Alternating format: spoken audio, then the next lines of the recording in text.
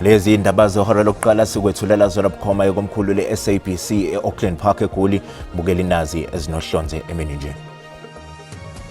Our freedom that we are celebrating today resulted, and the right to speak that we have resulted from struggle.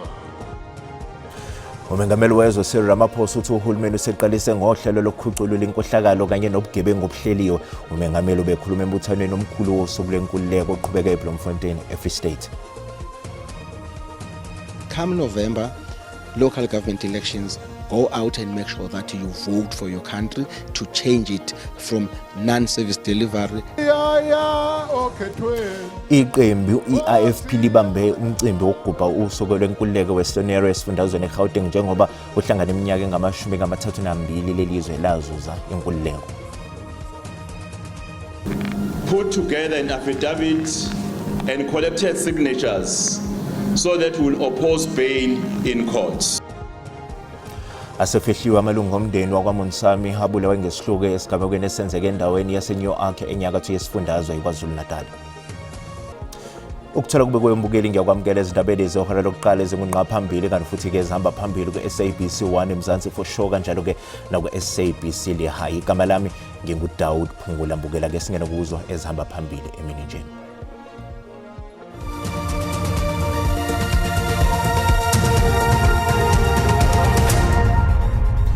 Umengameli wezwe Cyril Ramaphosa uthi uhulumeni useqalise ngohlelo lokukhuculula inkohlakalo kanye nobugebengu obuhleliwe. Umengameli ubekhuluma embuthanweni omkhulu wosuku lwenkululeko oqhubeka eBloemfontein, eFree State. Umengameli Ramaphosa uqhakambise kakhulu ukuthi eminyakeni engaphezulu kwama-32 iNingizimu Afrika yazuza inkululeko. Kuningi kakhulu osekenziwe uhulumeni uguqula isimo sezwe. Ubalule nobumqoka bomzabalazo achaze njengokuyiwo okwaletha uguquko eNingizimu Afrika. In the past, you all know we were not allowed to move anywhere where we wanted, to live anywhere where we wanted, to work anywhere where we wanted. The freedom that we won on this day 32 years ago freed us. It unleashed the possibility for us to enjoy the freedom that we have. Enkulumeni yakhe ugcizelele nephuzu lokuthi uhulumeni uzihlela kabusha manje empini yokulwisana nesihlava sokuhlukunyezwa kwabesifazane nezingane, ukuqeda ngenkohlakalo kuhulumeni kanye nokubhekana ngqo nezinga lobugebengu obuhleliwe.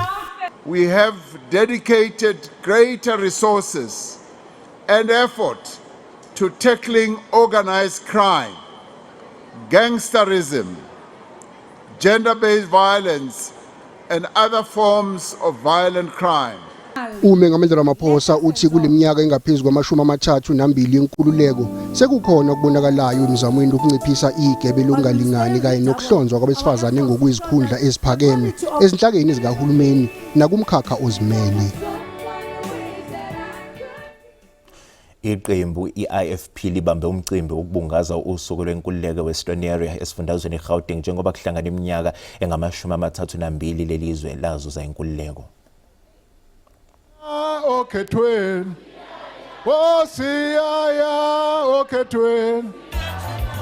I-IFP isebenzise leli thuba ukukhuthaza izakhamuzi zakuleli ukuthi ziphume ngothi lwazo ziyovota uma sekufika isikhathi sokhetho lohulumeni bezindawo.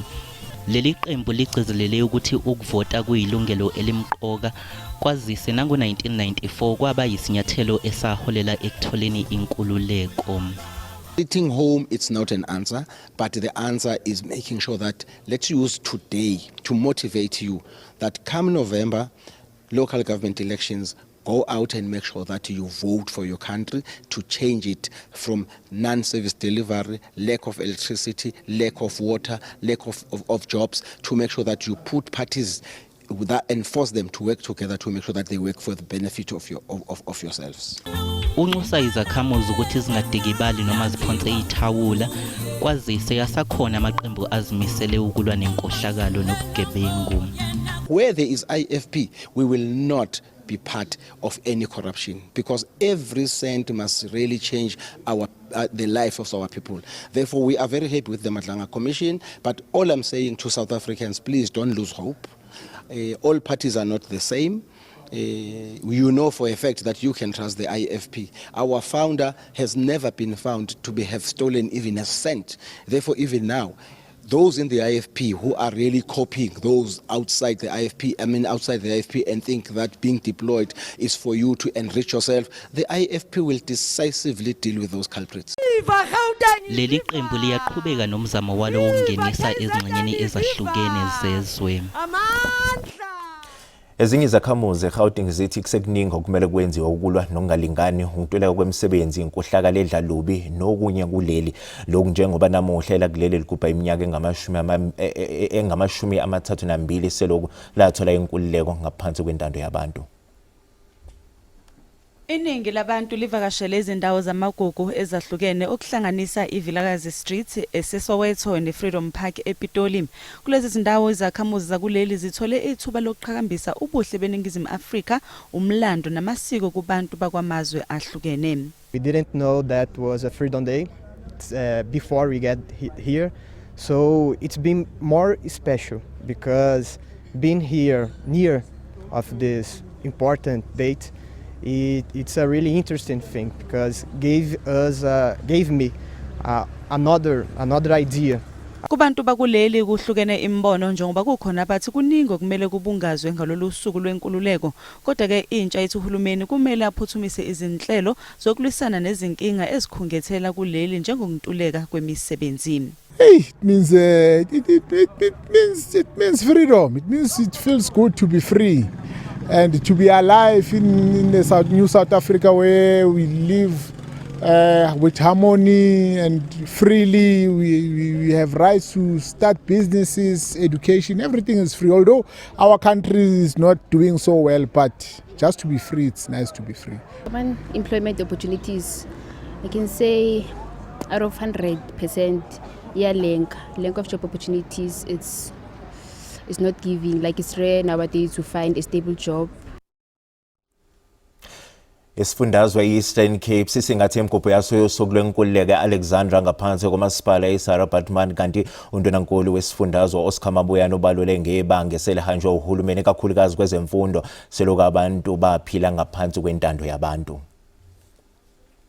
Phansi onke amalungu endlu yowisomthetho ephondo leMpuma Koloni kuquka kuwo amalungu ahulumende wephondo leMpuma Koloni aze kuzimasa inkqubo yokuphunjuzwa inkululeko yelilizwe loMzantsi Afrika ingakumbi kwiphondo leMpuma Koloni, nalapho khona uninzi lwabahlali bekhalazela izinto ezininzi ezithethisa okanye ezikhokelela ekuthetheni malunga nesidima soluntu xa kujongwa ekuzisa kwenkonzo eluntwini njengoko umgaqo-siseko weloMzantsi Afrika usitsho. Kodwa kuva banzi malunga noku kwaye nokujonga mhlawumbi indlela eseyanjiwe ngurhulumente sithetha naye inkulu baphathiswa ephondo Oscar Mabuyane. Tata, masikhawuleze singene kumba ingaba xa ujonga isimo sephondo leMpuma Koloni siyayireflecta na inkululeko yoluntu. Ubujonga imeko yezemfundo ngo-1994 abantwana bebepase bangaleshumi apha babengaphansi ko-50 ekhulwini. Namhlanje sithetha ngabantwana abaqabeleyo ko-80 ekhulwini. Phantse zonke idistricts zethu zalapha ephondweni ziperforma nazo ngokuqabeleyo ko-80 ekhulwini. Leyo into nje ngokukodwa iyabonakalisa into kokuba xa kwakuthiwe mazivulwe iingcango zemfundo, abantwana bamahlwempu nabantwana babantu abathatha entweni babheke esikolweni, leyo into siyazama ukuyenza kakhulu. Yenza umahluko kemkhulu ukukhulisa izakhono nezixhobo zabantwana khona ukuze ilizwe lethu libe nekamva eliqaqambileyo. Inkosi kakhulu tata ixesha lakho. Inkulu baphathiswa ephondo leyo Oscar Mabuyane ekulindeleke into yokubana akunikezele intetho kwinkqubo yokukhumbuza ngenkululeko yelizwe loMzantsi Afrika. Kwangoku masithathe intambo siziphosele kune eGauteng. Ubuholi beqembu i-African National Congress KwaZulu-Natal ebukhumbula lo wasungula kuleli iqembu uJohn Langalibalele Dube. Labaholi bavakashela kithuna lalomholi ohlanga Institute eNanda enyakatho yeTheku. Bukela ke sicosha bukhoma oqhubekayo. Umhlaba kaSeme, umhlaba woNkosikazi Bhenduthuni, umhlaba kaNelson Mandela, umhlaba kaOliver Tambo, umhlaba kaChrisane, umhlaba kaJoe Slovo, umhlaba kaGavin Mpheki, umhlaba kaHenry Gwala. Ube ubani wena? Mhlangano wesizwe yasikhulula encindezelweni njengabantu abamnyama. Siyayo okhethweni, siyaya Siyaya okhethweni siyaya. Siyaya okhethweni siyaya. Viva ANC viva. Lolu khethe siyakulona. Hamba othenga amatebu. Obasongena umuzi nomuzi. Sithi yadezinye yaphinde yadezinye. Yadezinye yaphinde yadezinye. Yadezinye yaphinde yadezinye. Tata ANC tata. Phansi namasakutshe phansi. Amandla. Welcome dear masumukele ngelikhulu ihlombe.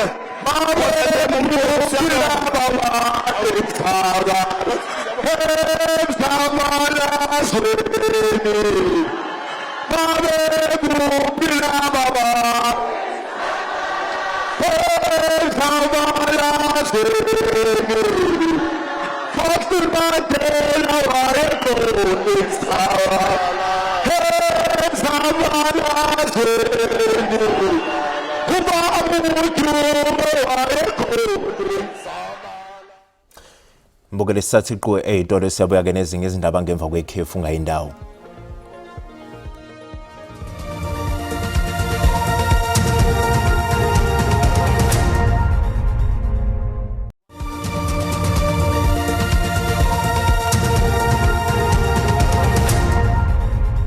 Mbukele sikubekelele sikwamukela uma ngabe usanda kungena odabeni oluphambili besibiko ukuthi umengameli wezwe Cyril Ramaphosa uthi uhulumeni useqalise ngohlelo lokukhuculula inkohlakalo kanye nobugebengu obuhleliwe. Umengameli ubekhuluma embuthaneni omkhulu wosuku lwenkululeko oqhubeka eBloemfontein eFree State. Mbukela sikhumbuza ukuthi le indaba ziyatholakala ku YouTube na ku SABC Plus ngena kuzo sicinge ngamagama athi SABC izindaba na kanjani uzosithola ngomjalo bazo. Unobhala jikelele we-ANC ufikile embalula ugcizelele ukuthi amalungu e-SACP awavunyelwe ukukhankasela amaqembu amabili lokulandela isinqumo se-SACP sokuphuma ibhodwelayo ngokungenela ukhetho lohulumeni beyindawo ngokuzimela. Umbalula uthi iqembu alimelene nokuthi SACP ingenele ukhetho ngokuzimela kodwa ke ukubeke kwacaca uthi umthetho sisekelo we-ANC awuvumeli amalungu ayo ukuthi akhankasele elinye iqembu. If you decide that in the campaign you will campaign for the Communist Party, nothing wrong with that. But you can't have them both. You can't campaign for the ANC and the party. It is practically impossible. Nokho ke uvumile ukuthi ANC iphuzile ukuthatha izinyathelo ukuvimba lolu qhekeko nokuthi SACP ingenele ukhetho ngokuzimela. We failed to get that advice across. Now we are dealing with the consequences of the decision. And dealing with the consequences of the decision, among others, we've got to define, in terms of our constitution, the role of members. ANC bihambele ekhaya lemeya sePolokwane uJohn Mpemva kokudlula emhlabeni kukaDonald Molepo ngeledlule. Usihlalo weANC eLimpopo uDokotela uPhophi Ramathuba uncome uMolepo kanye nabanye othisha besizukulwane sakhe ngokuzinikela nangokukhuthala. He did more than manage institutions. He nurtured them. He instilled disciplines balanced with compassion, transforming ordinary schools into centers of excellence and shaping generations of learners into responsible citizens. uMolepo udlule emhlabeni esayilungu lokuqina leANC. Iqembu iAfrica Mayibuye Movement lithi abantu baseningizimu Afrika abakakhululeki ngempela. Leli qembu lithi basebaningi abantu abadlimbuya ngothi amathuba emisebenzi ayentuleka kanti kusayinkinga nokuthunyelwa kwezidingo emphakathini. Leli qembu belibambe umhlangano no Freedom Day eSoweto nalapho umholi waleli qembu egxeke isimo sentando yabantu waveza ke izinhlelo zeqembu ngaphambi kokhetho lohulumeni beyindawo lizayo. Iqembu likhala ngokuthi emva kweminyaka engaphezulu kwama-30 lakuleli lakhululeka namanje umphakathi awukabi nawo amanzi ahlanzekile kanye nezindlu ezisezingeni. We are in a crisis that we are in South Africa today. We cannot claim to have achieved freedom and emancipation when our people do not have water. How do we explain that there are so many parts of South Africa which still do not have water? uShibambu uthi iqembu lakhe liyazilungiselela ngaphambi kokhetho lohulumeni bezindawo ligxile komasipala. We are not just a government that is going to take over come the local government elections. We are a political movement that is going to bring about the necessary change in all the municipalities. Ukhulumena ngobumqoka ke bobumbano ngaphakathi ezinhlakeni zeqembu wexwayisa amalungu eqembu ngoqhekeko lwangaphakathi. And the ability to establish permanent structures means that you must not be a factionalist. You must not be involved in factionalism. It means you must be a very patient leader of our movement.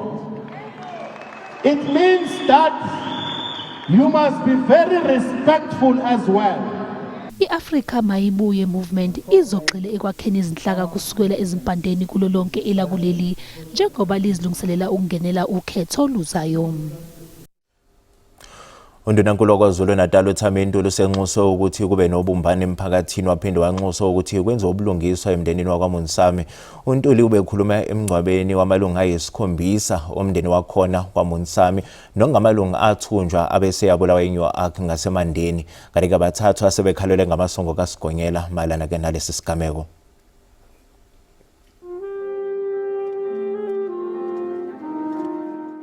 Ukubulawa komndeni wakaMunsami ngodlame nesihloko kusho umphakathi ushaqekile kakhulu. Umndeni nabangani bebegcwele usizi bebuthana ukuzophelezela kokugcina amalunga lomndeni. Umndeni wakaMunsami uchazwe njengomndeni obunozwelo nothando nokwenza konke okusemandleni ukusiza abanye abantu. Isihlobo kanye nomphakathi bathi bafuna ukulungiswa. They were a family defined by decency. The kind of people who made the room warmer just by entering, just by being in it. Their lives were defined by kindness, not by the violence that ended their lives. A family of 7 hearts. Lomndeni wahlaselwa wathunjwa emzini wabo ngomsombuluko ebusuku. Izidumbu zabo zatholakala eMelmoth enyakatho nesifundazwe nokuyindawo eqhele ngamakhilomitha angama200 ukusuka ekhaya labo. Uphenyo lwamaphoyisa liholele kuboshweni kwabasolwa abathathu. Imoto yomnikazi womuzi Allen Monswami isitholiwe ngamaphoyisa. Through the community safety structure here in Mandeni, we have, through our legal team in the office, put together an affidavit and collected signatures so that we'll oppose bail in court. Abasolwa bazovela kokuqala enkantolo yamanje kwaDukuza ngoLwesibili, amaphoyisa asathungatha umuntu wesine. Kwindaba ze-SABC ngo-Ayinda Mhlongo kwaDukuza. Bukela umhlahlo wesimo sezulu yalandela emva kwekhefu nganyakaza.